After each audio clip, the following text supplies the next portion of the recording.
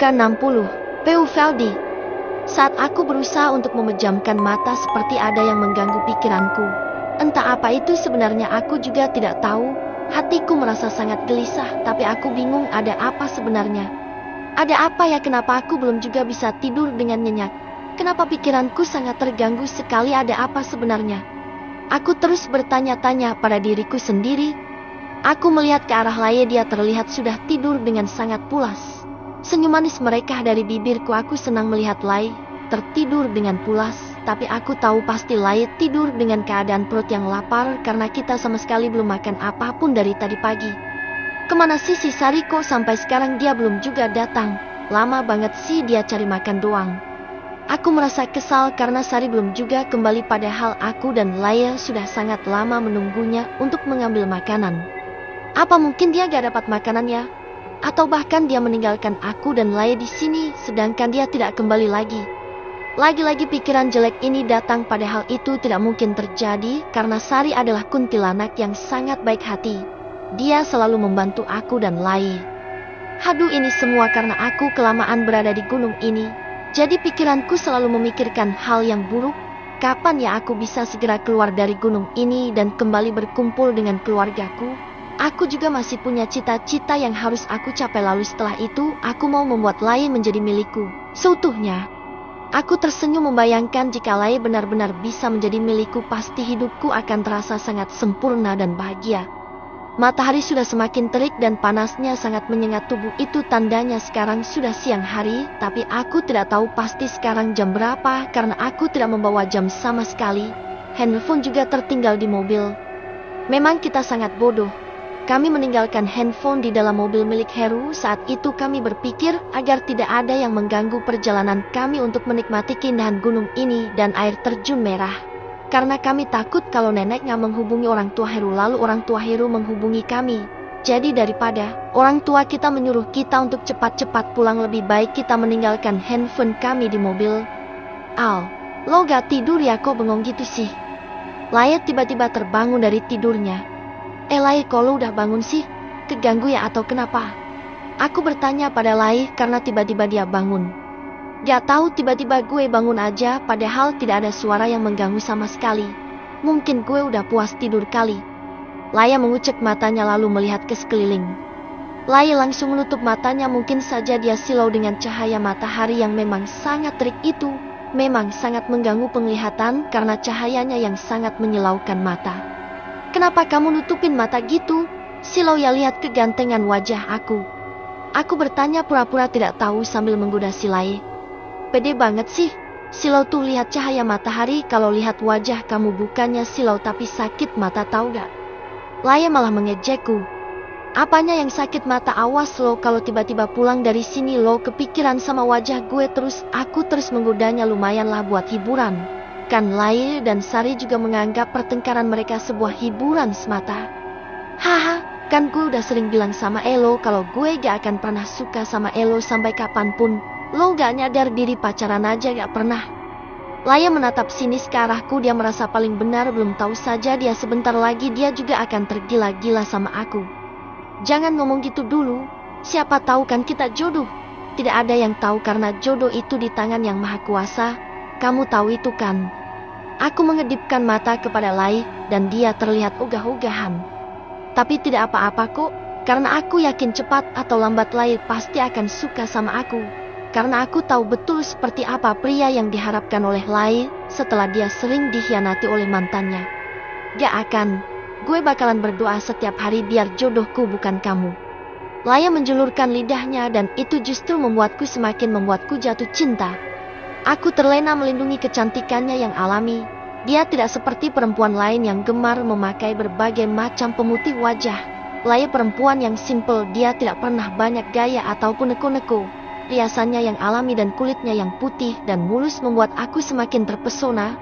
Lihat saja, sudah 3 hari kami di sini, bahkan dia tidak mandi sama sekali, tapi tidak mengurangi kecantikannya sama sekali. Ngapain lo lihat gue terus dari tadi? Jangan bilang lo udah mulai naksir sama gue ya. Karena itu hanya akan menjadikan angan-angan semata, tahu gak? Laye menatap tajam ke arahku, tapi aku sama sekali tidak getar. Udah, gak usah kepedean, lo itu bukan tipe gue sama sekali. tapi ingat jangan terlalu benci karena nanti bisa jadi cinta. Aku tersenyum manis ke arah Laya membuat dia salah tingkah. Aku tahu dia sebenarnya juga selalu merhatiin aku. Terserah aku Miles ribut sama kamu terus. Lebih baik sekarang aku kembali tidur daripada lihat muka kamu yang bikin Miles itu. Laya memalingkan wajahnya menatap ke arah lain, mungkin dia salah tingkah atau bahkan dia tersenyum sambil membuang muka agar aku tidak mengetahuinya. Kamu tahu kan kalau orang yang mengucapkan selamat malam akan kalah dengan yang selalu menyebut namanya di sepertiga malam. Aku mencolek pipi Laya dengan gemasnya, dia langsung melihat ke arahku karena kaget. Maksudnya apa coba, gak jelas banget sih kamu jadi cowok. Gak usah terlalu berharap deh. Laya sepertinya pura-pura marah di hadapanku, buktinya dia masih senyum walaupun sedikit. Gak usah pura-pura gak tahu deh. Makanya jangan terlalu benci karena benci itu bisa berubah menjadi cinta. Kamu pasti tahu itu kan, karena kadang orang yang suka berantem justru mereka bisa menjadi jodoh suatu saat nanti. Aku mengedipkan mata dengan sangat genit. Ya mumpung tidak ada si Sari, jadi aku bisa dengan bebas untuk menggoda Laya. Karena kalau ada Sari jangankan menggoda Laya, mendekati Laya saja langsung tanganku ditarik sama si Sari. Dan dia selalu bergelayut manja di tanganku seperti monyet saja. Aku sedikit risih sih, tapi karena si Sari sudah sangat baik jadi aku sabar saja dulu, toh gak selamanya dia akan menggangguku. Kemana ya si Sari, kok lama banget sih? Laya celingukan mencari keberadaan Sari. Ke-61, Peu Veldi. Sebenarnya aku juga kepikiran sama si Sari, kenapa sampai sekarang dia belum juga datang ke sini. Kemana sebenarnya dia berada, kok sampai sekarang belum kembali. Aku jadi berpikir apakah Sari tidak akan kembali dan meninggalkan kita berdua di tempat ini. Kok aku jadi mikir ya, apa mungkin Sari sengaja gak kembali atau dia punya rencana lain untuk kita. Aku berkata serius kepada si Lai dan dia juga menatapku dengan serius. Masa sih? Kok kamu berpikiran sampai segitunya sama si Sari, kan selama ini sudah sangat baik dengan kita berdua. Bahkan dia sudah menganggap kita sebagai temannya, masa sih dia tega ninggalin kita di sini? Laya terlihat tidak percaya dengan ucapanmu, mungkin kali ini jalan pikiran kita berdua berbeda. Gak tahu juga sih, aku juga sebenarnya kurang yakin dengan pikiranku ini karena melihat sikap Sari yang selama ini selalu siap membantu kita, jadi tidak mungkin dia tega berbuat seperti itu. Tapi aku juga berpikir kenapa bisa si Sari selama ini. Padahal kan dia bisa terbang dan menghilang kok. Lama banget. Aku jadi bingung apakah harus curiga sama si Sari atau tidak.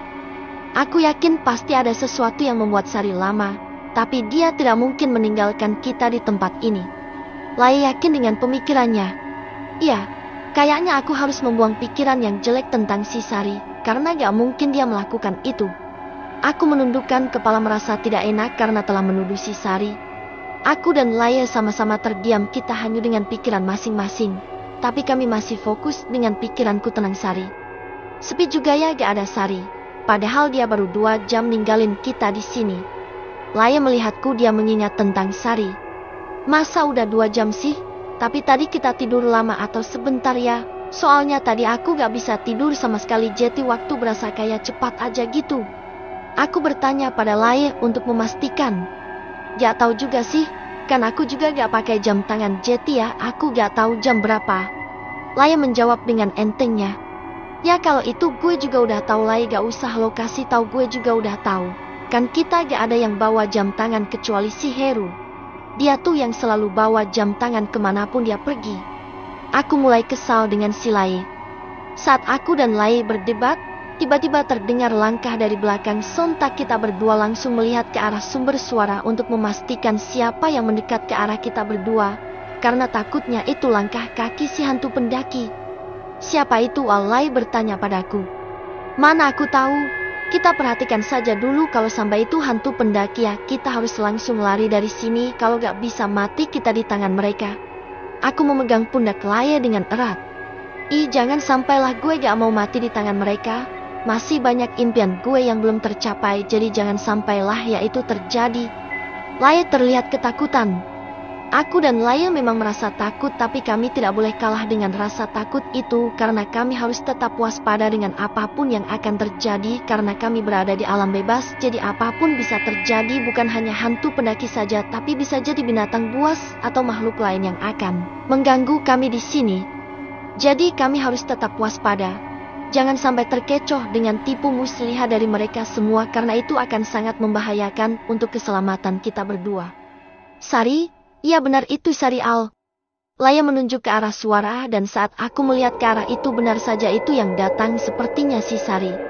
Iya benar itu sepertinya si Sari dan dia sudah kembali. Tapi kenapa dia jalan dan gak terbang ya? Aku heran dengan Sari karena dia berjalan. Apa gak capek itu si Kunti jalan kaki? Kenapa dia gak terbang saja biar cepat sampai? Padahal kita berdua udah kelaparan nungguin dia dari tadi di sini. Aku mulai marah dengan Sari kenapa dia tidak cepat sedikit saja.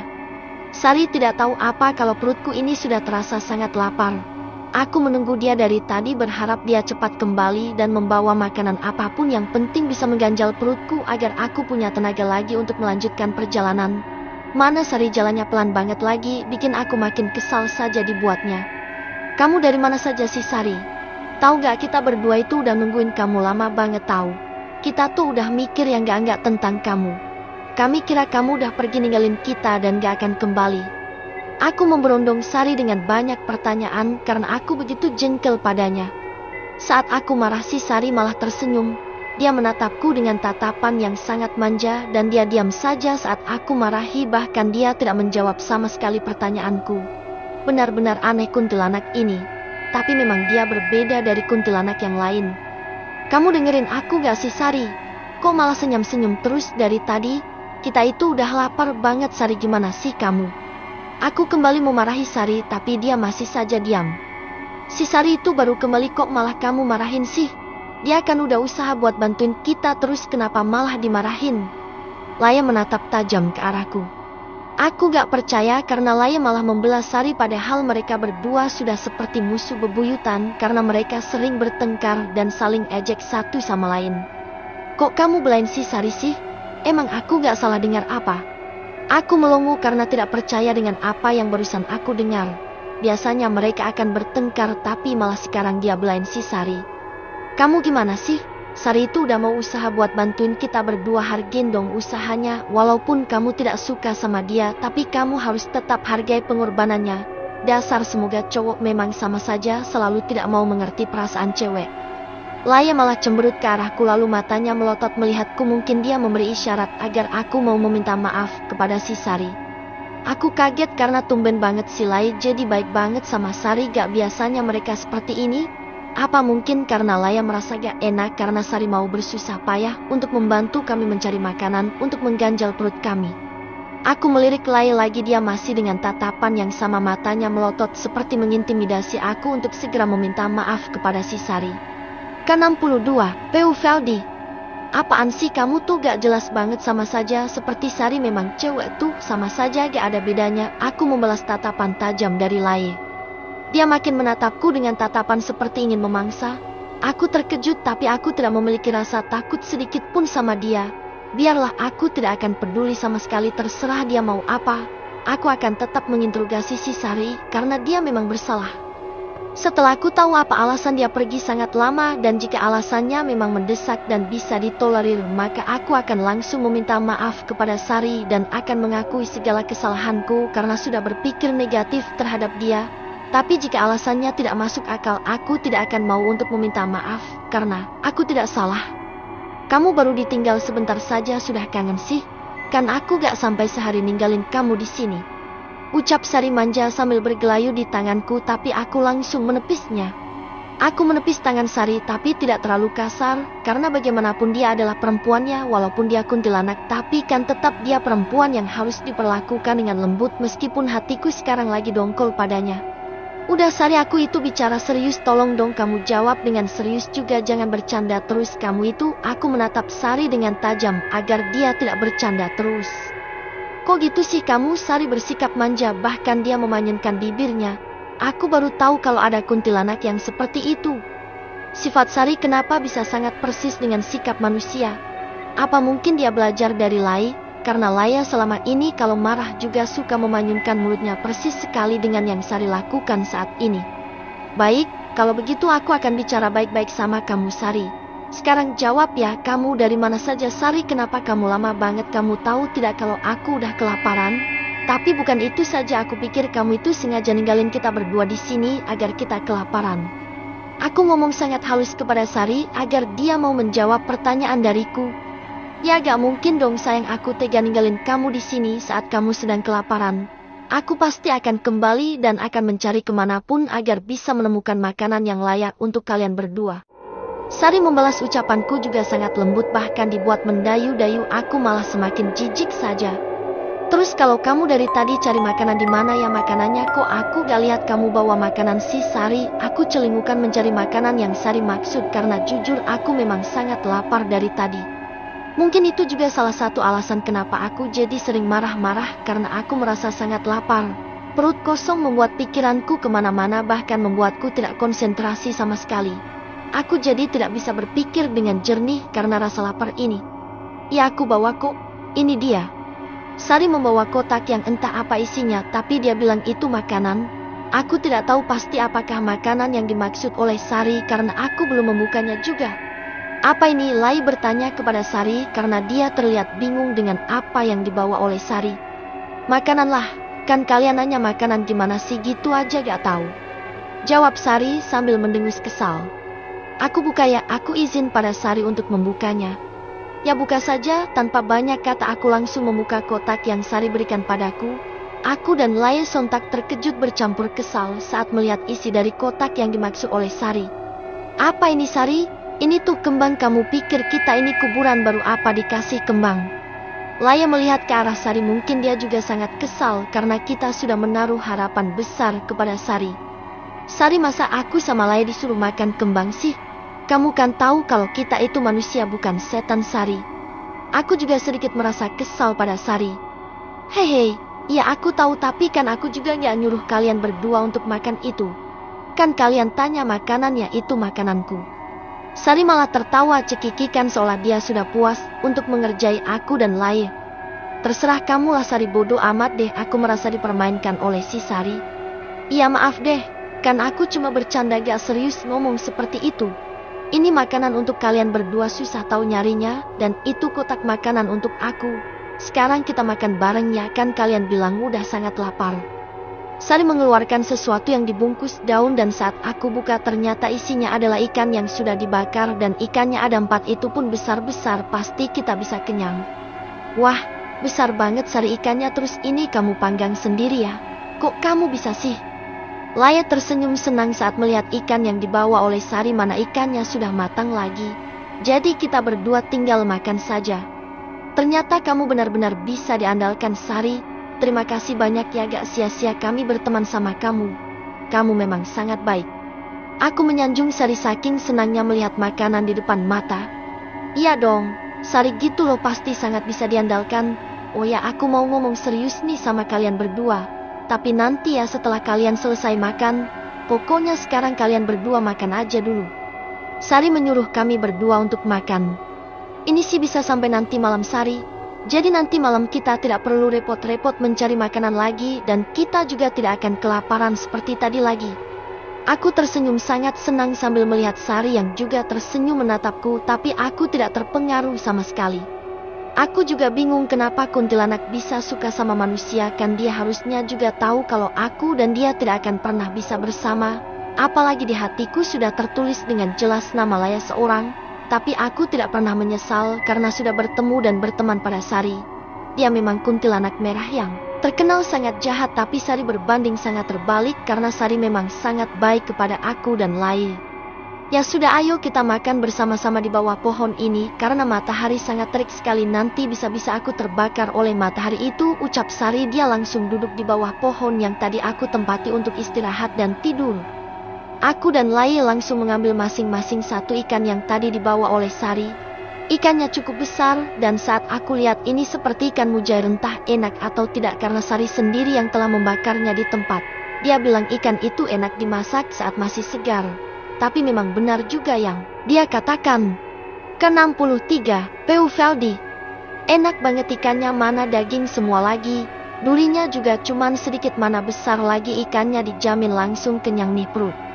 Lai terlihat sangat menikmati ikan tangkapan si Sari. Iya kamu benar Lai. Ikannya juga sangat manis kok, kamu pintar banget sih bakar ikannya. Ini enak dan benar-benar sudah matang, terus gak amis juga. Mulutku bicara sambil terus menikmati makanan yang ada di tanganku. Ikan mujair memang enak, apalagi ikan ini tidak terlalu banyak duri di dagingnya, jadi tidak perlu khawatir takut durinya kemakan. Ya iyalah, manis orang itu, ikan baru dapat nangkap tadi, terus langsung aku bakar jadi masih segar, ucap Sari sambil menikmati bunga yang tadi dia bawa. Emang enak gitu makan bunga? Aku bertanya pada Sari karena dia makan bunga itu dengan lahapnya. Enaklah, ini tuh makanan aku sehari-hari, kamu mau coba? Dia menawariku dan menaruh bunga itu di depanku. Gak, terima kasih, aku gak doyan. Ini ikannya aja enak banget, ngapain makan bunga itu? Kan aku manusia, Sari. Aku mengembalikan bunga itu ke depan Sari. Dia tersenyum lalu mengambil kembali bunga miliknya itu. Dia langsung memakannya lagi. Si Sari juga kelihatannya kelaparan, buktinya dia makan bunga itu dengan sangat rakus. Atau mungkin cara bangsa jin makan memang seperti itu, aku juga tidak tahu. Nah itu kamu tahu, kalian manusia merasa makanan kalian itu paling enak dan gak akan doyan sama makananku. Begitupun denganku, menurutku makananku ini sangat enak sekali, sedangkan makanan kalian itu gak enak. Kalau ikan mentah sih aku masih doyan dan sangat enak. Sari terus menikmati makanannya. Iya juga sih, aku manggut-manggut. Memang yang dikatakan Sari benar adanya. Kita memang beda alam, makanya apa yang kita makan pasti akan berbeda. Kalau yang kita makan sama, bisa-bisa manusia sama bangsa jin bakalan berantem terus gara-gara rebutan makanan. Aku sekilas melirik Lai, dia masih makan dengan sangat lahap, pasti setelah ini dia akan sangat kenyang dan tidak kelaparan lagi seperti tadi. Kenyang banget perutku sekarang. Alhamdulillah ya, hari ini kita bisa makan sampai kenyang dan kita masih punya simpanan makanan untuk nanti malam. Aku mengelus perutku yang sudah mulai kenyang dan sekarang aku sudah punya tenaga lagi. Tinggal istirahat sebentar biar makanan ini melorot, habis itu aku sudah siap lagi untuk mencari teman-temanku yang lain. Sama aku juga kenyang banget ini. Ikannya besar dan dagingnya juga banyak, mantep lah, pokoknya aku suka banget. Dan Sari, kok kamu bisa sih bakar ikan terus, pintar banget lagi nyari yang gede. Laya juga mengelus perutnya yang terasa kekenyangan itu. Ya elah, kalau cuma nyari ikan doang gampang banget buat aku. Itu sih masalah kecil, kan aku juga sering nangkap ikan buat aku makan. Tapi aku langsung memakannya, gak perlu ribet-ribet dibakar dulu kayak kalian gini nih. Sari menunjuk ikan kami. Aku tercengang mendengar ucapan Sari, ternyata bukan hanya bunga makanannya, tapi juga ikan, dan ikan yang dia makan adalah ikan mentah. Aku langsung mual saat mendengarnya, padahal ikan mentah kan sangat amis dan bau, kok dia bisa makan sih? Emang enak ya Sari? Aku kembali bertanya kepada Sari. Enak banget lah. Mungkin kalau kalian lihat akan mual dan muntah, makanya aku lebih memilih makan bunga ini biar gak ganggu nafsu makan kalian berdua. Sari masih menikmati bunganya. Iya juga sih, pasti kita lihatnya akan mual dan jadi gak nafsu buat makan. Laya menelan ludah ngeri, mungkin dia membayangkan jika si Sari makan dengan ikan mentah itu. Memang manusia itu ribet banget, apa-apa harus dimasak dulu dan makanan juga harus bersih, ribet tahu gak? Sari mengejek aku dan Laya. Ya iyalah Sari, kalau gak dimasak dulu ya kita bisa keracunan terus, sakit, apalagi makanan gak bersih dan masih mentah, pasti baunya gak enak dan otomatis perut kita akan mual terus muntah deh, Laya menjelaskan kepada Sari. Buktinya aku dari dulu makan makanan mentah gak pernah sakit tuh, emang manusia aja yang lemah. Dia masih mengejek aku dan Laya. Ya iyalah, kamu gak sakit dan kamu gak akan punya penyakit, beda dengan kami manusia. Kita kan bisa sakit terus kalau kita mati, gimana gara-gara keracunan makanan mentah. Aku merasa kesal dengan Sari karena dia terus mengejek kami. Bukan manusia yang lemah dan mau ribet, tapi kan ini udah kodrat kami sebagai manusia, kita kan harus menjaga kebersihan dan diri kita sendiri, karena kalau makanan tidak bersih bisa menimbulkan banyak penyakit. Lagian di agama kami juga selalu diajarkan tentang kebersihan, sampai ada kata kebersihan sebagian dari iman. Emang si Sari selalu ngeselin. Dia juga suka menang sendiri, makanya Laya sering sekali bertengkar dengan dia ya, karena dia kuntilanak yang ngeselin. Tahu tuh si Sari gitu aja gak tahu. Kita kan berbeda dengan dia. Dia kan gak bisa mati karena dia sudah ada di dalam jin, sedangkan kita kan bisa mati kalau keracunan. Dan lagi dia ditakdirkan berumur ribuan tahun, sedangkan kita 100 tahun saja sudah gak sesegar ini. Bahkan ada yang sudah lupa dengan apapun. Laya juga terlihat kesal dengan ucapan Sari. Aku langsung merapikan daun tempat menyimpan ikan tadi. Ikannya masih tersisa 2 dan ini akan kita makan untuk nanti malam, jadi aku membereskannya dan memasukkan ke dalam tas ranselku biar tetap bersih sampai nanti malam. Gimana, kita mau langsung lanjut atau istirahat di sini dulu? Aku bertanya kepada Laye dan Sari. Bentar dong, nunggu makanan yang di perut melorot dulu. Ini juga aku masih kekenyangan, jadi kita istirahat dulu di sini, nanti kita baru lanjutin perjalanan lagi. Laye memberikan saran. Sepertinya dia masih belum bersemangat dan dia masih mengumpulkan tenaga lagi. Iya, lagian ini juga panas banget. Nanti kalau sudah agak adem baru kita lanjutin perjalanan lagi. Karena kalau terlalu panas seperti ini bisa-bisa kulitku terbakar. Makanya bangsa kami tidak ada yang keluar di siang hari. Sari juga sangat setuju dengan pendapat Laye. Jadi mau tidak mau aku harus menuruti ucapan mereka berdua. Karena sekarang kita bukan hanya sahabat tapi kita juga tim dan kita punya misi dan tujuan yang sama.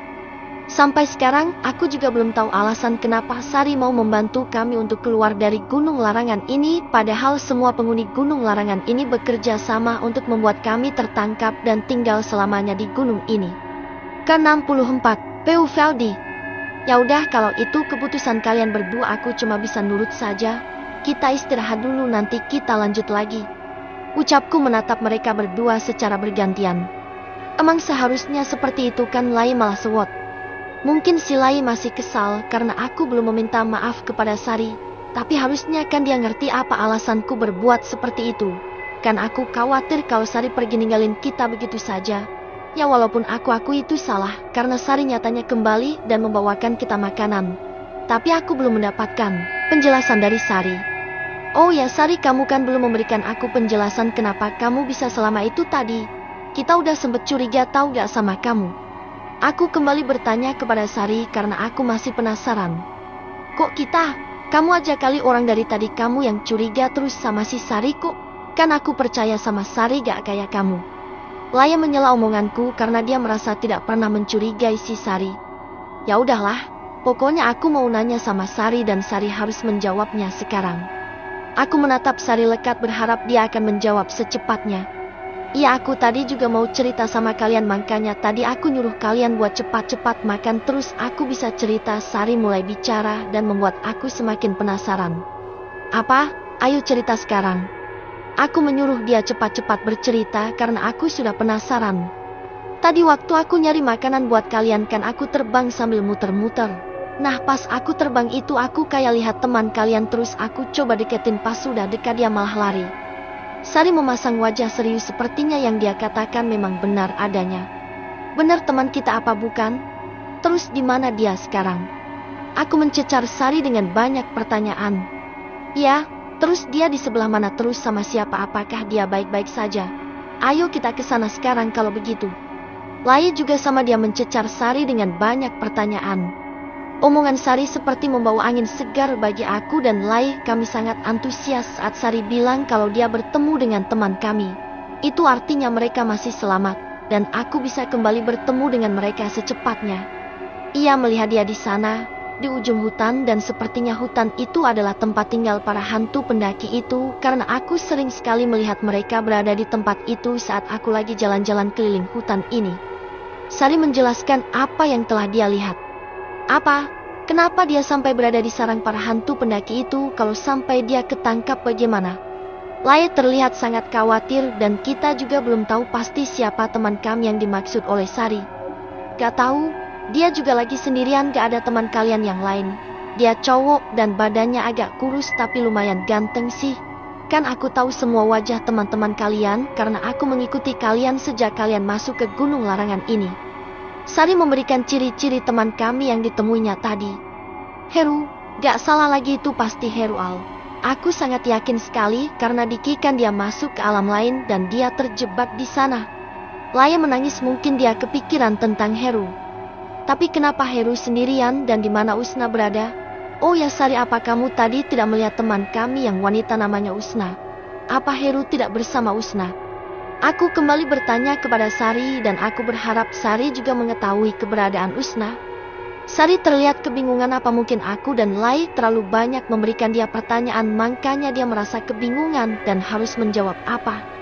Tapi aku cuma melihat satu teman kalian yang kalian bilang namanya Heru itu. Dan teman kalian yang perempuan aku gak tahu sama sekali di mana dia saat ini. Karena aku sama sekali tidak melihatnya. Sari menggaruk kepalanya yang tidak gatal, mungkin dia bingung mau ngomong apa. Apa kamu gak salah Sari? Bukannya Heru selalu barengan sama Usna, lalu kenapa Heru sekarang sendiri, terus ngapain juga dia malah pergi ke tempat hantu pendaki itu? Apa mungkin dia mau menyerahkan diri karena sudah pasrah dan menyerah? Pikiranku berkecamuk, aku bingung, sedih semua bercampur menjadi satu. Kemana teman-temanku yang lain dan kenapa Heru harus ke tempat itu? Al, ayo kita pergi sekarang, kita cari Heru dan Usna sekarang juga. Kenapa Heru cuma sendirian di mana Usna? Aku takut dia kenapa-napa di luar sana. Ayo Al. Laya menangis sesenggukan, dia pasti sangat merasa khawatir dengan keadaan Usna saat ini karena Usna perempuan, jadi dia sangat khawatir. Sabar dulu Laya, kita kan tidak tahu bagaimana ceritanya mereka bisa terpisah seperti itu dan apa alasan Heru ke tempat hantu pendaki. Kita harus cari tahu dulu Laya. Kamu sabar dulu ya, kita pasti akan menemukan mereka secepatnya. Aku menenangkan Lai karena dia terus menangis sesenggukan. Aku jadi bingung harus berbuat apa saat ini. Lai menangis makin sesenggukan, bahkan gak bisa ditenangkan. Dia sama sekali tidak mendengarkan ucapanku saat aku menyuruhnya untuk berhenti menangis. Udah Lai, nanti aku bantu kamu cari Usna ya. Aku janji aku selalu membantu kalian semua sampai kalian benar-benar keluar dari gunung larangan ini. Sari tersenyum ke arah Lai, dia ternyata membantuku untuk menenangkan Lai yang sedang menangis. Saat Sari berkata seperti itu, Lai langsung diam dan menatap ke arah Sari. Aku sedikit lega karena Lai sudah berhenti menangis karena ucapan dari Sari tadi. Mungkin Lai sekarang sudah sepenuhnya percaya dengan Sari. Dia percaya kalau Sari akan selalu membantu kita semua. Tuh, kamu dengar omongan Sari kan? Dia juga akan membantu kita untuk menemukan Usna dan juga Heru. Kita harus yakin kalau Heru dan Usna mereka pasti akan baik-baik saja. Kamu harus percaya sama aku. Kita sekarang adalah tim dan kita harus selalu kompak saat bekerja sama. Aku memberikan semangat untuk Lai agar dia sedikit tenang. Sari, kamu harus janji ya kalau kamu akan bantuin kita buat cari Usna dan Heru sampai ketemu. Kamu harus janji ya sama kita. Lai memohon kepada Sari. Ya, aku janji akan terus membantu kalian berdua dan juga teman-teman kalian. Karena kalian sudah mau menjadi teman-temanku saat ini, jadi teman-teman kalian yang juga temanku. Sari tersenyum ke arah Lai dan aku melihat wajah Laya sudah tidak sesedih tadi. Mungkin sekarang dia punya kekuatan baru dan akan lebih bersemangat untuk mencari Heru dan Usna. Tapi Sari, kamu kan bisa terbang? Kenapa kamu tidak terbang saja untuk mencari teman-temanku sambil membawa aku dan Aldi? Kalau kita terbangkan pasti akan lebih cepat untuk bertemu dengan mereka. Ke-65, Peu Valdi. Iya, aku memang bisa terbang dan itu benar Lai, tapi aku mana mungkin terbang sambil bawa kalian berdua, yang ada kita jatuh sama-sama terus kalian bisa mati dong kalau jatuh dari ketinggian, Sari menjelaskan pada Lai. Benar juga yang dikatakan oleh Sari, mana kuat dia ngangkat aku dan Lai ke atas, yang ada kita jatuh. Kan gak lucu tiba-tiba kita jatuh dari ketinggian, bisa-bisa tubuh jatuh terus nyawa yang melayang. Betul yang dikatakan sama si Sari. Masa iya tubuh segede ini diangkat terbang sama Sari, yang ada kita jatuh barengan. Iya, kalau kita selamat, kalau nyawa kita melayang terus kita bisa terbang kayak Sari, gimana? Bukan senang malah jadi tambah susah yang ada. Aku membenarkan ucapan Sari. Laya terlihat cemberut, mungkin dia kecewa karena Sari tidak bisa membawa kita terbang dengan cepat. Jadi kita harus jalan kaki untuk menemukan mereka, dan itu akan memakan waktu yang sangat lama.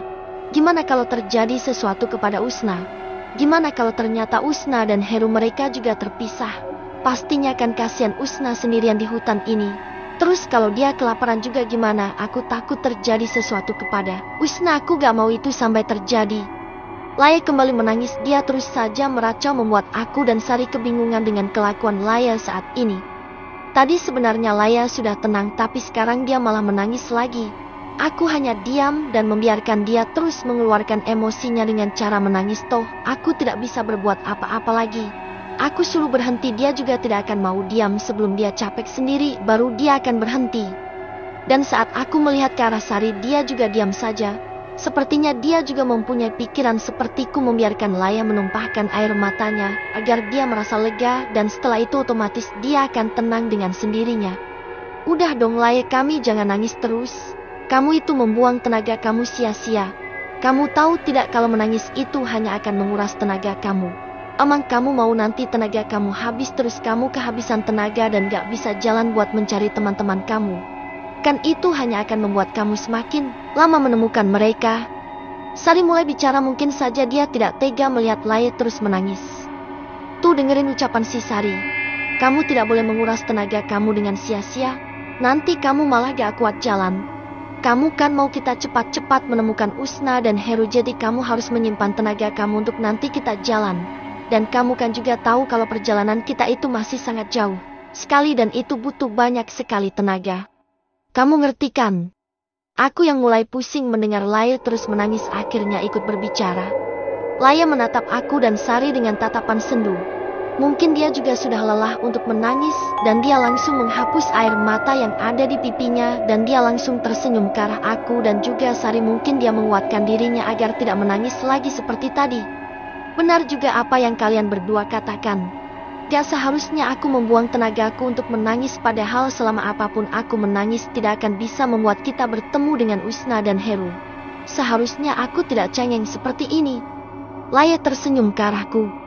Dan kamu Al, aku minta maaf ya, padahal aku sudah berjanji untuk tidak menangis lagi, tapi sekarang aku malah mengingkarinya. Aku malah menangis dan pasti membuat kamu bingung. Laye memegang tanganku. Aku tersenyum dan membalas tatapan dari Laye. Aku senang dia sudah berhenti menangis dan akhirnya dia menyadari kesalahannya. Baguslah kalau kamu sudah menyadari kesalahan kamu. Kamu juga harus ingat kita saat ini berada di alam bebas, kita itu ada di hutan, jadi kita harus bisa bertahan hidup. Jangan apa-apa nangis, dikit-dikit nangis, karena saat ini tidak akan ada satu orang pun yang akan bisa menyelamatkan kita semua.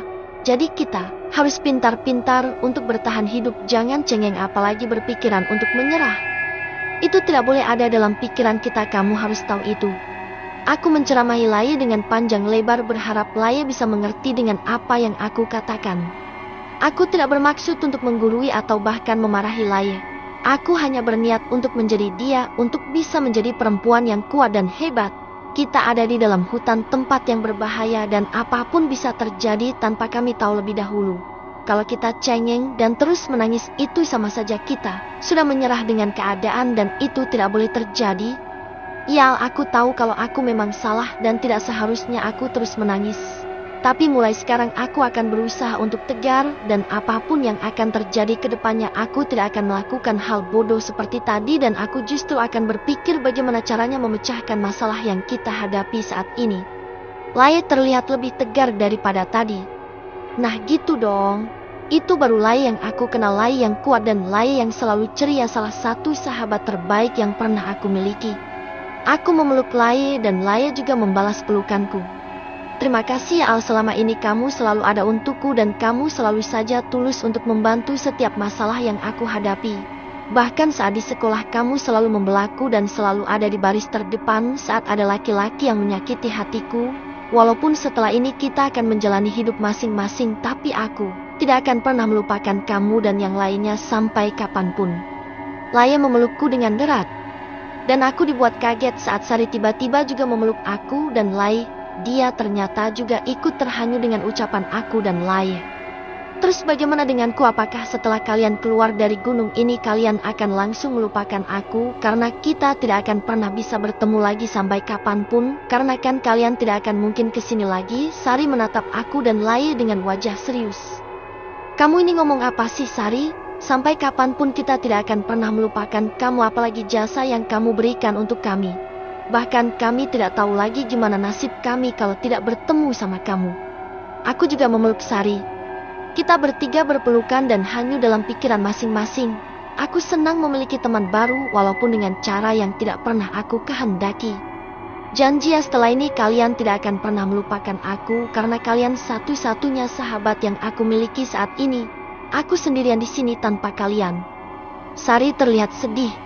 K66 Peu Feldi. Aku mulai memeluk Sari. Entah kenapa hatiku terasa sangat sedih saat mendengar kata-kata Sari itu. Dia terlihat sangat sedih. Karena aku ingat dia pernah cerita kalau di hutan ini dia sama sekali tidak memiliki teman. Karena tidak ada yang mau untuk berteman dengan dia. Kok kamu ngomong gitu sih Sari? Siapa juga yang mau lupain kamu? Gak akan aku lakuin itu. Apalagi kamu sudah sangat berjasa bagi hidup kami. Tanpa kamu, kami tidak akan tahu kabar teman-teman kita. Bahkan kami mungkin sekarang masih kelaparan karena tidak menemukan makanan sama sekali. Terima kasih banyak ya Sari. Aku senang berteman sama kamu." Aku dan Lai langsung memeluk Sari dan Sari terlihat sangat senang. "Iya Sari, kamu jangan ngomong begitu karena sekarang kamu sudah menjadi bagian teman kita. Jadi tidak mungkin kita akan melupakan semua jasamu dan kita juga tidak akan pernah melupakan sahabat sebaik seperti kamu. Kami masih berpelukan dalam haru. Janji ya kalian tidak akan pernah melupakan aku sampai kapanpun. Walaupun nanti kalian akan keluar dari sini, tetap simpan aku dalam hati kalian sebagai sahabat ya. Biar aku tidak kesepian lagi seperti sebelumnya." Sari sepertinya akan menangis tapi dia menahannya. "Kami janji Sari, aku dan Lai tidak akan pernah melupakan kamu. Bahkan teman-teman kita yang lain, kalau mereka tahu kebaikan kamu maka mereka juga akan melakukan hal yang sama seperti aku dan Lai." Aku meyakinkan Sari, "Kenapa kamu tidak keluar dari gunung larangan ini bersama kami? Di bawah sana kamu pasti akan menemukan teman sejati yang akan selalu bisa mendampingi kamu, berbagi bersama dalam suka duka seperti yang aku dan teman-temanku lakukan selama ini." Lai memberikan masukan kepada Sari. "Iya Sari, apa yang dikatakan oleh Lai itu benar. Kamu harus turun bersama kita. Di sana banyak sekali kuntilanak yang baik dan pasti mereka juga akan menerima segala kekurangan kamu. Gak seperti di gunung larangan ini mereka semua jahat, bahkan sama kamu pun mereka jahat." Ucapku pada Sari. Sari pernah bercerita kalau di gunung larangan ini semua penghuninya jahat dan tidak ada yang mau berteman dengan Sari karena Sari kuntilanak merah dan karena Sari baik dan tidak mau menjadi jahat seperti mereka, jadi Sari dikucilkan oleh mereka semua. Sari terlihat berpikir mungkin dia juga mencerna omonganku dan Lai. Aku berharap semoga Sari mau ikut kami keluar dari gunung larangan ini karena kalau dia masih di sini kan kasihan dia gak punya teman. Aku gak bisa ikut kalian keluar dari gunung larangan ini. Aku akan selamanya di sini, bahkan sampai kapanpun itu. Sari terlihat sangat sedih saat dia berbicara seperti itu. "Tapi kenapa Sari? Apa yang kamu cari di tempat ini? Kamu saja gak punya teman sama sekali di gunung larangan ini. Bukankah lebih baik kamu keluar dan mencari teman karena kamu juga berhak untuk bahagia?" Sari. Aku menasihati Sari agar dia mau ikut keluar dari gunung larangan ini. Tempat ini sangat tidak baik untuk Sari. Dia selalu sendirian, bahkan dia sangat dikucilkan. Apapun yang Sari lakukan tidak akan pernah ada yang peduli. Jadi mana mungkin bisa Sari hidup dalam kondisi yang seperti itu? Hanya akan membuat dia sedih. Benar juga yang dikatakan sama Aldi. Kamu percaya deh sama kita, pasti kamu akan bahagia dan punya banyak teman di bawah sana. Lai juga meyakinkan Sari. Bukan itu alasannya. Tapi tempat ini sangat berharga untukku karena aku punya banyak sekali kenangan bersama orang-orang yang aku sayang. Sebelum gunung ini dikuasai oleh makhluk jahat yang mengerikan, dulunya gunung ini menjadi gunung yang paling indah, aman dan tentram. Seperti yang kalian lihat, mendaki di gunung ini tidaklah susah. Medan yang dilalui juga tidak terlalu sulit untuk pemula, apalagi yang sudah senior. Banyak sekali manusia yang menikmati keindahan alam di gunung ini, bahkan gunung ini tidak pernah sepi. Begitu juga makhluk seperti kami yang hidup di sini. Kami sangat suka mengikuti para pendaki tanpa ada keinginan untuk mengganggu. Kehidupan kami sangat bahagia. Sari tersenyum sendiri saat dia mengingat masa lalunya. Jujur aku juga sangat penasaran. Terus kenapa gunung ini menjadi gunung larangan dan kenapa penghuni gunung larangan ini menjadi sangat jahat sekali? Aku bertanya kepada Sari karena aku juga penasaran sekali cerita tentang gunung larangan ini. "Iya Sari, aku juga penasaran sekali." Lai menimpali ucapanku lalu aku mengangguk sambil melihat Sari. Aku tuh kalau cerita tentang ini langsung sedih. Tapi ya sudahlah, aku akan menceritakan semuanya kepada kalian. Jadi gunung larangan ini dulunya memiliki penguasa. Dia sangat baik sekali kepada kami semua. Sering sekali diadakan pesta hiburan untuk kami para penghuni gunung ini. Tapi tiba-tiba ada Raja Jin yang sangat jahat. Dia menyerang kerajaan itu dan penguasa gunung ini kalah. Lalu digantikan oleh Raja Jin yang sangat jahat. Dan sejak itu ada peraturan baru, kita diberikan tugas untuk menyesatkan para manusia yang mendaki di gunung ini untuk dijadikan tumbal. Raja Jin penguasa gunung ini sangat haus akan tumbal manusia, agar dia bisa semakin kuat. Sejak saat itu gunung ini sering sekali memakan korban. Lalu lama-kelamaan gunung ini ditutup dan tidak ada lagi manusia yang berani naik ke gunung ini. Sari menjelaskan dengan panjang lebar. Jadi itu asal mula orang-orang menyebut gunung ini sebagai gunung larangan, karena Raja Jin itu selalu meminta tumbal berupa nyawa manusia untuk membuat dia semakin kuat. Aku bertanya lagi kepada Sari. Ya, itu sangat betul sekali. Lalu mulai saat itu tidak ada yang berani naik ke gunung ini. Hanya orang-orang yang bandel seperti kalian yang berani. Dan sangat jarang ada orang yang keluar dari gunung larangan ini dengan selamat. Tapi aku berdoa semoga kalian salah satunya. Sari menjelaskan lagi. Iya Sari, aku dan teman-temanku memang sangat bandel, padahal kita sudah dinasihati untuk tidak naik ke gunung larangan ini, tapi kami tetap saja naik dan sekarang inilah akibat yang harus kami tanggung. Aku menundukkan kepala menyesali kebodohan aku dan teman-temanku. Andai saat itu kita mendengarkan apa yang dikatakan oleh neneknya, pasti ini semua tidak akan terjadi. Laya juga menyesalkan semua ini terjadi. Tapi apa boleh buat, karena nasi sudah menjadi bubur. Tidak ada gunanya kita menyesali semua ini, karena itu tidak akan pernah bisa memperbaiki keadaan. Sekarang kita hanya bisa berdoa dan berusaha supaya kita bisa keluar dari gunung larangan ini dengan selamat. 67 POV Aldi. Percuma juga kalian menyesal, karena itu tidak akan pernah mengubah keadaan. Lebih baik sekarang kalian jadikan ini sebagai pelajaran yang berharga untuk hidup kalian. Jangan pernah kalian mengulangi kesalahan yang sama seperti saat ini. Kalian harus mengerti. Sari malah menasihati aku dan Laye. Aku tidak menyangka kalau dibalik sikapnya yang nyebelin dan suka bercanda, ternyata si Sari juga bisa berkata dengan serius seperti tadi. Dan itu membuat aku dan Laye tertawa. Wah, ternyata kamu bisa ngomong benar juga ya Sari, aku sampai tidak menyangka loh kalau kamu bisa seperti itu. Aku melihat ke arah Sari. Iya, aku kira kamu tidak bisa serius, ternyata kamu bisa juga nasihati aku dan Laye. Laye tertawa sambil melihat Sari. Hihihi, gini-gini kan aku lebih tua dari kalian. Kamu berdua ini kan masih sangat muda, sedangkan aku mungkin umurku saat ini sudah ada kalau 100 tahun. Jadi aku punya pengalaman yang lebih banyak daripada kalian berdua yang masih ingusan. Sari malah mengejek aku dan Laye. Laye terlihat melongo saat mendengar umur Sari. Mungkin dia tidak menyangka kalau Sari bilang umurnya sudah hampir 100 tahun. Aku juga kaget saat mendengarnya. Apa Sari? Jadi umur kamu udah 100 tahunan, tapi kok gak kelihatan tua sih kamu? Laye memperhatikan Sari dengan sangat jeli. Dia melihat dari atas sampai ke bawah. Aku juga melakukan hal yang sama seperti Laye, melihat Sari dari ujung rambut sampai ujung kaki. Tidak ada yang keriput sama sekali kulitnya, bahkan masih sangat kencang seperti anak muda pada umumnya. Gak usah lihat aku sampai kayak gitu dong, kayak belum pernah melihat cewek cantik aja. Sari mendengus kesal sambil menatap aku dan Laye. Bukan gitu, gue cuma mau memastikan kalau kulit lo masih kencang gak kendor kayak nenek-nenek. Kan umur lo udah 100 tahun, tapi kenapa gak ada yang keriput bahkan masih sangat kencang seperti gadis muda? Laye bertanya kepada Sari, mungkin dia sangat penasaran. Enak aja keriput, mau kamu cari sampai ke dalam juga gak akan pernah menemukan keriput di kulitku. Aku masih kencang tahu. Sari melipat tangannya ke depan, mungkin dia kesal dikira sudah keriput. Terus kalau kamu beneran udah hampir 100 tahun, kenapa kulitmu masih mulus? Dan kamu juga terlihat masih sangat muda, bahkan seperti masih seumuran dengan kami. Atau jangan-jangan kamu juga ikut memakan tumbal makanya kamu bisa awet muda? Aku menunduk Sari dan dia langsung melihatku dengan tatapan tajam dan siap untuk menerkam. Enak aja kamu kalau ngomong, dijaga itu mulut, jangan asal ngomong aja. Aku tuh bangsa jin, bukan manusia seperti kalian. Jadi walaupun aku hidup 1000 tahun tidak akan pernah menua sampai kapanpun. Masa aku disamain kayak manusia yang 100 tahun udah keriputan? Sari melotot ke arahku. Haha, cakar aja Sari, mulutnya Aldi, dia itu dari tadi berprasangka buruk terus sama kamu. Kayaknya si Aldi perlu dikasih pelajaran. Laye malah mengompori Sari. Iya Laye, kayaknya kamu memang benar.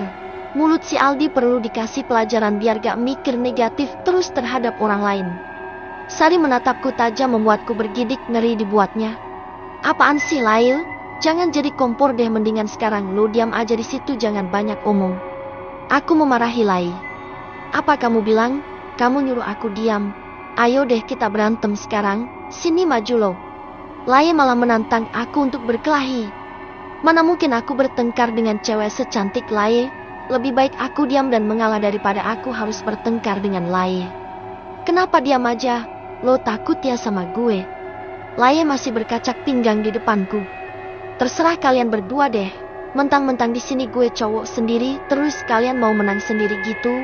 Lebih baik gue diam aja lah. Aku cemberut dan membuang muka agar tidak menatap mereka berdua.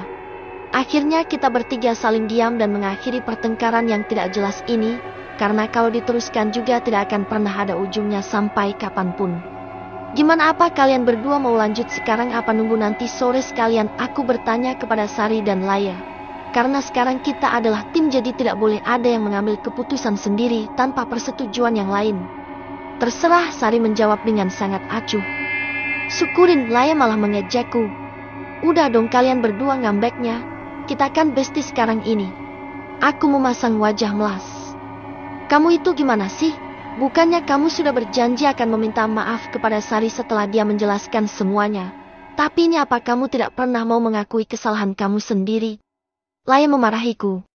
Iya, aku ternyata baru ingat kalau aku belum meminta maaf kepada Sari. Karena aku sudah menuduh dia yang tidak-tidak. Seharusnya aku peka dan sadar. Tapi aku malah lupa. Oh iya, aku lupa tentang itu. Maafkan aku ya Sari, karena tadi aku berpikiran buruk tentang kamu. Padahal kamu tidak melakukannya. Bahkan tadi aku sempat memarahi kamu saat baru datang ke sini, padahal kamu membawakan kami makanan yang begitu lezat. Aku menatap Sari lalu bicara dengan serius, karena aku sekarang memang lagi bersungguh-sungguh dalam mengakui kesalahan yang aku buat. Makanya jangan selalu berpikir negatif terhadap orang lain, karena apapun yang kamu pikirkan itu belum tentu benar adanya. Jangan seperti itu. Sari menasihati aku dan aku mendengarkan dia dengan baik karena memang aku saat ini bersalah. Iya Sari, aku juga tahu, makanya aku sekarang mau minta maaf sama kamu atas kesalahan yang aku perbuat tadi. Tadi tuh aku lapar sekali, jadi aku gak bisa berpikir dengan baik. Ya mungkin itu juga karena efek lapar. Aku tersenyum ke arah Sari dan Lai. Halah, tadi aku juga lapar sama seperti kamu, tapi aku gak pernah tuh berpikir negatif tentang Sari. Kamu aja yang selalu berpikir negatif terhadap orang lain.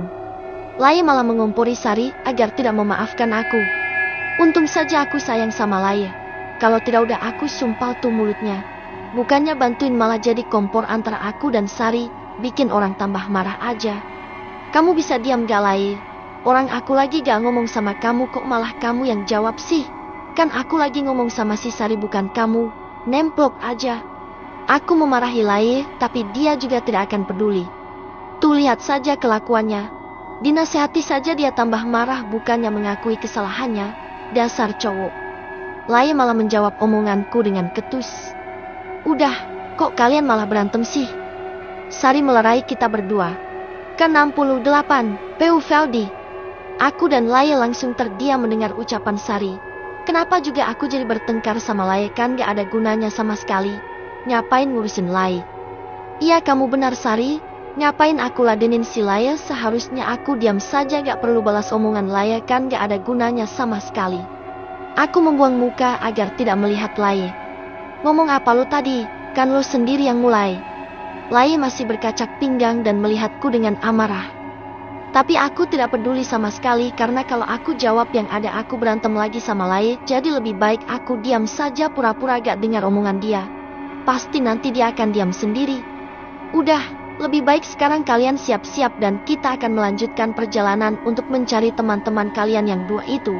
Kita jalan sekarang saja, terus kalau matahari sudah terbenam kita istirahat, terus kalian bisa makan malam sambil istirahat sebentar. Nah, habis itu kita bisa cari mereka lagi. Ucap Sari bersemangat. Kamu benar Sari, kita mulai sekarang saja. Aku mau kita cepat menemukan mereka dimanapun mereka berada. Aku menimpali ucapan Sari. Ya sudah, ayo kita siap-siap untuk berangkat sekarang juga. Jangan sampai kita terlambat, kita harus segera cepat. Lai juga setuju dengan pendapat Sari. Lalu aku dan Lai membereskan semuanya, memasukkan botol air, lalu menaruh tas ransel di pundak. Setelah itu kita memastikan kalau tempatnya sudah bersih. Karena tidak baik membuang sampah sembarangan, walaupun di atas gunung sekalipun. Kita harus menjaga alam, jangan sampai alasan untuk menikmati alam berubah menjadi merusak alam saat kita meninggalkan sampah di atas gunung. Kita harus ke arah mana Sari? Kita harus benar-benar cepat sebelum Heru tertangkap oleh hantu pendaki itu. Pokoknya kita harus bisa berkumpul dengan mereka lagi. Aku bertanya dengan Sari memastikan kalau dia tahu arah yang akan kami tuju. Kita ke arah utara. Lurus terus, pokoknya kita tinggal mengikuti arah jalan setapak itu. Dan ingat, kalian jangan berbuat yang tidak baik karena ini masih di Gunung Larangan. Jangan gegabah kalau melihat apapun karena di depan sana pasti akan sangat banyak gangguan dan mereka akan selalu berusaha untuk mengecoh kalian. Ingat, itu ya. Sari menunjukkan arah dan memberikan nasihat untuk aku dan Lai. Iya Sari, kita akan lebih berhati-hati karena hantu pendaki itu bisa berada di mana saja, jawabku. Bukan hanya itu, tapi mereka bisa berubah menjadi apa saja. Mereka bisa merubah diri menjadi teman-teman kalian untuk mengecoh kalian berdua. Jadi kalian jangan mudah percaya, terutama kamu Lai. Walaupun kamu sangat ingin bertemu mereka, tapi kamu juga harus berpikir jernih, jangan sampai kamu tertipu. Sari terus memberikan nasihat untuk aku dan Lai. Aku semakin berpikir apa mungkin di depan sana kami akan menghadapi rintangan yang lebih besar dari sebelumnya. Tapi apapun itu tidak akan menyurutkan semangat kami. Karena kami sudah berjanji apapun yang terjadi kami akan tetap mencari mereka dan kita juga harus berkumpul seperti semula. Setelah itu baru kita memikirkan cara untuk keluar dari Gunung Larangan ini. Ingat, nanti apapun yang kalian dengar acuhkan saja, jangan kalian hiraukan. Sari kembali memperingatkan aku dan Lai. Kenapa sepertinya tempat yang akan kita lalui sangat menyeramkan, Sari? Dan kenapa di tempat yang sebelumnya kamu tidak pernah berkata seperti itu? Lai bertanya kepada Sari, mungkin dia sudah parno duluan. Iya, karena kita sekarang akan pergi ke sarang mereka hantu pendaki yang akan menangkap kalian. Kan tadi aku udah kasih tahu kalau teman-teman kalian ada di tempat hantu pendaki itu. Jadi mau tidak mau kita akan ke sana, ucap Sari dengan sangat serius. Saat aku melihat Lai, tiba-tiba wajahnya terlihat pucat pasi. Aku tahu dia sedang ketakutan. Mungkin dia akan membayangkan apa yang akan terjadi nantinya. Tapi aku tahu Lai berusaha untuk menyembunyikannya dari aku dan Sari. Kenapa? Apa kamu takut, Lai? Kalau kamu takut ya sudah, kamu tunggu di sini saja biar aku dan Aldi yang pergi ke sana untuk menjemput teman-teman kalian. Sari mengejek Lai. Enak saja, kamu mau ninggalin aku di sini? Gak mau, pokoknya apapun yang terjadi aku akan tetap pergi ke sana.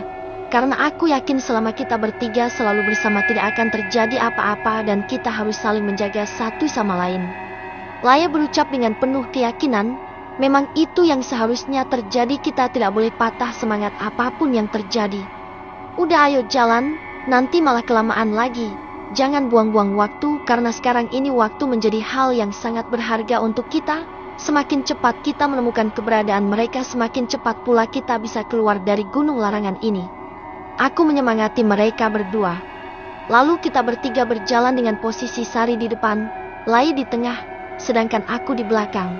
Saat ini yang terpenting adalah kami harus saling menjaga satu sama lain dan tidak boleh lengah dalam kondisi apapun. Kok jalan di sini beda sendiri ya, hanya ada pohon di sekitar sini, tidak ada semak belukar yang panjang sama sekali, aku bertanya kepada Sari. Jelas saja berbeda, ini kan yang akan kalian datangi sarang hantu, bukan tempat yang biasa. Pasti mereka mencari tempat yang nyaman untuk tinggal. Kan kalian tahu sendiri waktu hidup mereka itu pendaki. Jadi instingnya sampai sekarang juga masih tetap sama, gak ada bedanya sama sekali. Sari menjelaskan. Oh gitu ya. Itu alasannya kenapa di sini sangat berbeda dari hutan yang sudah kita lewati selama beberapa hari ini. Lai menimpali ucapan Sari. Tapi saat kita sudah dekat dengan tempat mereka, maka kalian akan menemukan rumput ilalang yang sangat tinggi di dekat rumah mereka, ucap Sari. Aku dan Lai berpikir kenapa di dekat rumah mereka banyak ilalang yang tinggi, padahal jalan menuju ke sana tidak ada rumput ilalang sama sekali. Kok bisa sih, Sari? Aku jadi bingung deh sama ucapan kamu barusan. Aku menggaruk kepala yang tidak gatal. Bagaimanapun mereka adalah hantu. Jadi mereka akan mencari tempat persembunyian yang aman dan tidak terlihat oleh siapapun. Jadi rumah mereka itu dikelilingi ilalang tidak agar tidak ada yang melihatnya. Gitu aja kamu gak tahu. Sari malah mengejekku. Oh gitu ya Sari. Aku baru tahu loh tentang semua ini, kalau kamu gak ngasih tahu ya aku gak bakalan tahu dong, jawabku. Kami terus melanjutkan perjalanan menyusuri hutan. Cuaca hari ini masih agak panas, walaupun tidak sepanas tadi siang, tapi sudah bisa membuat tubuhku penuh dengan keringat. Ke-69, Peufaldi. Ingat ya, perjalanan kita kali ini berbeda dari biasanya. Kalian tidak boleh seenaknya, karena hantu pendaki itu bisa di mana saja. Bahkan bisa saja mereka sedang mengintai kita saat ini, jadi kita harus tetap waspada. Sari kembali mengingatkan. "Iya Sari, sebisa mungkin kita akan terus berhati-hati jangan sampai kita tertangkap oleh hantu pendaki itu. Bisa jadi perjuangan kita selama ini akan berakhir sia-sia." Aku membenarkan ucapan Sari. Hutan ini memang terlihat berbeda dari yang lainnya.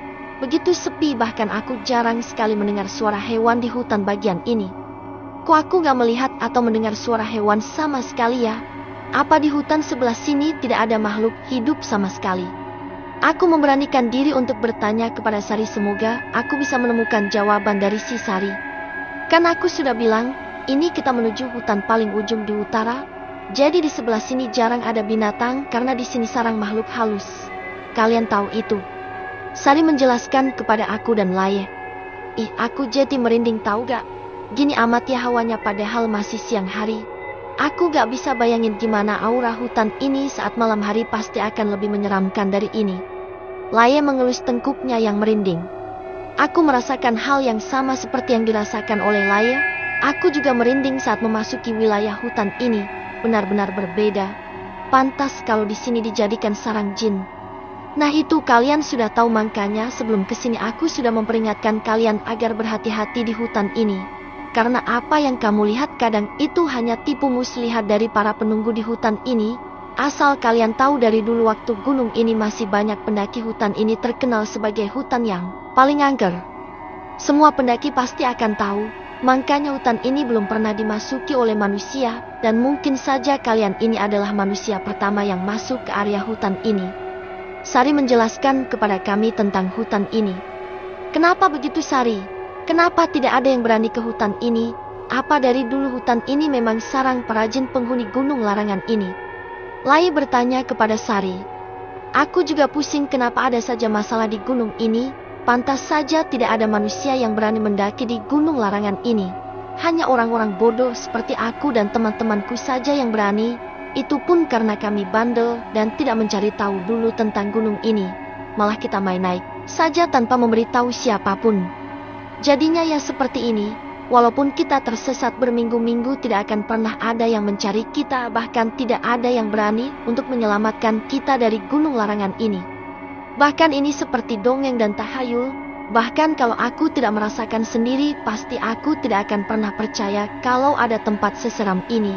Bahkan arwah penasaran yang masih terjebak di gunung larangan ini. Kalian berdua harus ingat dengan kata-kataku ini. Nanti jika kalian sudah sangat lelah saat berjalan, jangan pernah kalian tiba-tiba berhenti, karena di hutan ini tidak semua tempat aman. Aku ingatkan lagi ya, hutan ini berbeda dengan hutan lainnya, jadi kalian harus hati-hati. Kalau kalian lelah tinggal bilang sama aku. Nanti biar aku carikan tempat istirahat yang paling aman, jangan asal berhenti saja. Paham kalian? Sari memperingati kami dengan tegas. Terlihat wajah Sari begitu serius saat mengucapkan kata-kata itu. Aku tahu Sari tidak akan mau sesuatu terjadi kepada aku dan Lai, karena dia telah menganggap kami sebagai sahabatnya. Jadi kita gak boleh asal berhenti ya. Harus cari tempat yang aman dulu. Lai kembali bertanya.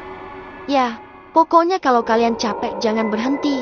Tetap berjalan, sebelum aku bilang berhenti baru kalian boleh berhenti. Karena aku harus memastikan kalau tempat itu benar-benar aman untuk kita beristirahat. Kata Sari tegas. Kami terus berjalan, dan keringat sudah mulai membasahi baju yang kami gunakan. Hari sudah mulai sore karena matahari sudah tidak seterik tadi. Walaupun aku tidak membawa jam tangan, tapi aku bisa memastikan kalau sekarang sudah pukul 4 sore. Dan mungkin kita sudah berjalan selama 2 jam tanpa istirahat. Kuat tidak? Kuat, kita harus melalui ini semua karena ini juga demi keselamatan kita bersama. Apa kalian sudah lelah? Kalau iya, aku akan carikan tempat untuk beristirahat sesaat. Tapi hanya boleh sebentar saja. Sari bertanya kepada aku dan Lai. Iya Sari. Sepertinya aku juga sudah sangat lelah karena dari tadi kita tidak istirahat sama sekali. Bahkan kita juga belum meminum air setetes pun. Lai terlihat ngos-ngosan, mungkin dia sudah sangat lelah karena berjalan dari tadi dan tidak berhenti. Ya, aku juga sudah lelah. Ayo kita cari tempat untuk beristirahat sebentar agar rasa lelahnya sedikit hilang. Aku menimpali ucapan Lai. Baik, kalau begitu tunggu di sini sebentar saja, aku akan terbang untuk memantau situasi di tempat ini. Kalau memang sudah aman, aku akan kembali. Tanpa banyak bicara lagi, Sari langsung terbang meninggalkan kami di tempat ini. Walaupun Sari bilang cuma sebentar, tapi hatiku tetap merasa was-was sejak kepergian Sari. Aku takut hantu pendaki itu akan tiba-tiba datang. Tidak lama akhirnya Sari kembali. Ternyata dia memang benar-benar hanya sebentar meninggalkan kami di sini. Dan semoga Sari sudah menemukan tempat yang aman untuk kita beristirahat sejenak. Ayo kita jalan lagi. Di depan sana ada tempat yang cukup aman, dan setelah aku berkeliling, hantu pendaki itu tidak berada di sekitar sini. Jadi kalian aman, ucap Sari sambil melihat ke sekeliling. Kita kembali berjalan sambil mencari tempat yang menurut Sari aman untuk kita. Jadi aku dan Laya hanya nurut saja dengan ucapan Sari karena Sarilah yang lebih tahu daripada kami. Di situ Sari sambil menunjuk. Kita ke situ, aku bertanya kepada Sari. Iya, kita istirahat di balik batu besar itu karena di situ tempat yang paling aman. Hantu pendaki itu tidak akan bisa melihat kita karena tertutup oleh batu besar itu. Sari menunjuk batu yang sangat besar untuk kita beristirahat. Ayo kita berjalan ke tempat itu. Aku sudah benar-benar lelah sekali. Aku ingin beristirahat walau hanya sebentar saja. Laya langsung berjalan dengan cepat mendekati batu besar itu. Setelah sampai dia langsung duduk saja. Sepertinya Laya sudah benar-benar lelah karena dia langsung duduk dan bersandar di batu besar itu. Lalu dia mengeluarkan botol dari tas ranselnya, lalu dia meminum air itu, seperti orang yang sangat kehausan. Aku juga mau duduk, aku langsung duduk di sebelah Laya.